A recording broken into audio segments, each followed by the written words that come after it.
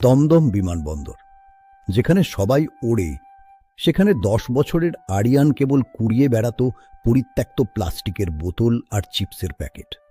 ওর কাছে ছিল বাবার রেখে যাওয়া এক জীর্ণ ডায়েরি, এক ঝাড়ুদারের ডায়েরি, যে সারাদিন বিড়বিড় করে এক অদ্ভুত গান গাইত। সোনার চাবি, সোনার গান, 3 বার বাজলে খুলবে প্রাণ। লোকে ভাবত পাগল, কিন্তু আরিয়ান ভুলত না সেই সুর। হঠাৎ একদিন উৎসবের মুখে স্তব্ধ হয়ে গেল বিমানবন্দরের সব সার্ভার। 47টি বিমান আকাশে ভাসছে, জ্বালানি শেষ হতে চলল।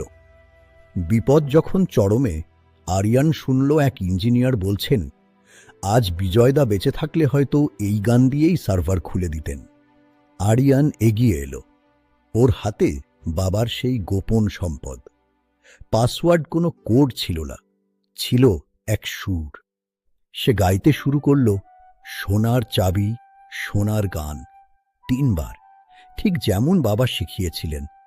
মুহূর্তে পর্দার সবুজে ভরে উঠল, রাডারগুলো জেগে উঠল পুজোর আলোর মতো। বেঁচে গেল হাজারো প্রাণ।